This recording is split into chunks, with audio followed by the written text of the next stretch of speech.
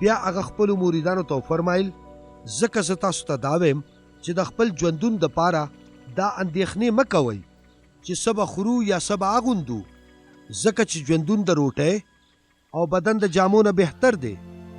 کارغانو ته وګورئ، دی خو نه کري او نه ریبي، نه خو د دوی ذخیرې شته، نه خمبې، خو بیا هم خدای پاک هغې له رزق ورکوي.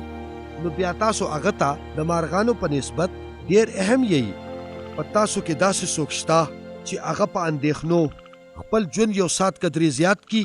که چېرې تاسو دا معمولي کار قدرې هم نشئ کولی نو بیا نورو اندېښنو ولې اخیستې یئ؟ ځنګلي ګلونو ته خو له خیال وکئ، نه خو هغې خواري کوي او نه ځان دپاره جامې جوړوي.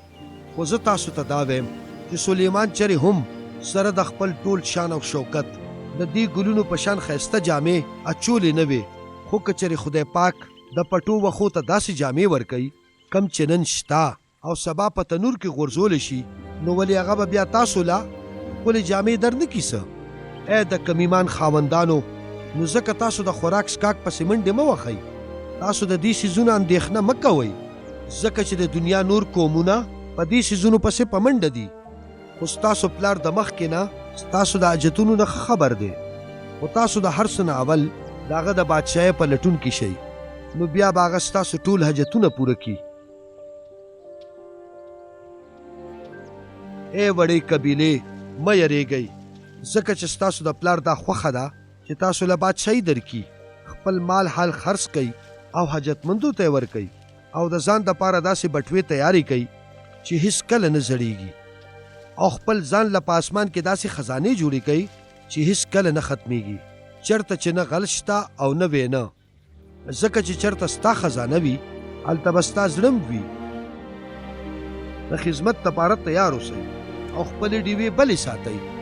د هغو سړو په شان شئ څوک چې د خپل مالک د واده د روټۍ نه د واپس راتلو په انتظار وي، نو چې هغه څه وخت راشي او ور وټکوي نو چې سمدستي هغې ورته ورکولاو کړي، هغه خادمان بختور دي چې مالک یې د خپل راتلو په وخت بیدار وویني. زه تاسو ته رښتیا وایم چې مالک په خپله د کار جامې واچوي او دوی به خوراک ته کښېنوي او په خپله به د دوی خدمت کوي. بختور دي هغه خادمان کله چې د هغې مالک په نیمه شپه او یا سحر سبا راشي او هغه دوی بیدار وویني. خو یاد ساتئ که د کور مالک خبر وي چې غل به د شپې په کم وخت کې راځي نو هغه به بیدار وي او خپل کور به کنډر کېدو ته پرېښې نه و، نو بیا تاسو هم تیار اوسئ، ځکه چې ابن آدم به په داسې وخت راځي چې ستاسو به په خیال خاطر کې هم نه وي. پطرس وویل چې مالکه ته دا مثال یوازې موږ ته وی او که ټولو ته؟ مالک ورته وفرمایل چې نو بیا وفادار او خیال ساتونکي نوکر څوک دی؟ هغه څوک چاته چې مالک د کور اختیار ورکړی وي چې د کور د نورو نوکرانو خیال ساتي او هغې له مناسب خوراک ورکوي. بختور دی هغه نوکر چې د مالک د راتلو په وخت په خپل کار اخته وي.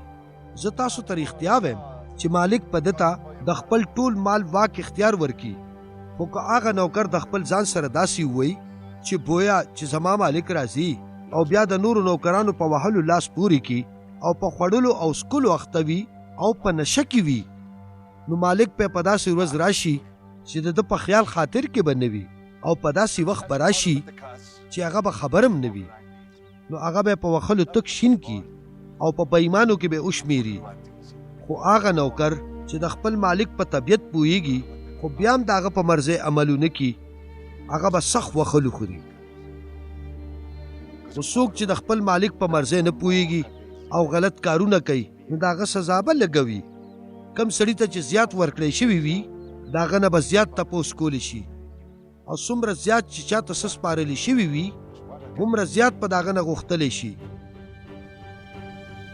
زه دې له راغلی یم چې په ځمکه اور پورې کم او زما دا څومره خواهش و چې دا د مخکې نه بل وي. زه به د یوې سختې بپتسمې نه تېرېږم او د هغې د پوره کېدو پورې به په ما دروند بار وي. ولې تاسو دا سوچ کوئ چې زه دنیا ته د امن راوستو دپاره راغلی یم؟ خو زه د دې دپاره راغلی یم چې خلک په خپلو کې جدا کم. د دې نه پس په یو کور کې 15 تنه خپلو کې بې اتفاقه شي، 3 به د 2 خلاف او 2 به د 3 خلاف شي. دوی به په خپلو کې مخالفت شروع کړي، پلار به د زوی او زوی به د پلار خلاف مور به د لور او لور به د مور خلاف، خواخې به د انګور او انګور به د خواخې خلاف شي.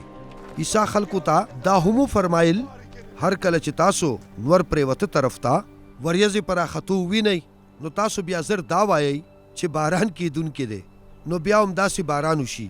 او هر کله چې باد د جنوب د طرف وي نو تاسو وایئ چې د ګرمۍ چپه راتلونکې ده، او هم داسې وشي. اے منافقانو، تاسو د ځمکې او د اسمان حالت معلومولی شئ، نو بیا تاسو څنګه د اوسنۍ زمانې په حالت نه پوهیږئ؟ نو تاسو بیا په خپله سمې فیصلې ولې نشئ کولی؟ کله چې تاسو د خپل مخالف سره عدالت ته په لار روان یئ نو دا کوشش کوئ چې په لاره کې د هغه سره روغه جوړه وکئ، ګنې هغه به تاسو قاضي ته پیش کی او قاضي به تاسو سپاهي ته حواله کی او سپاهي به مو جیل کې واچوي. زه تاسو ته دا وایم چې تاسو به تر هغې آزاد نشئ تر څو چې مو خپله جرمانه پیسه ادا کړې نه وي.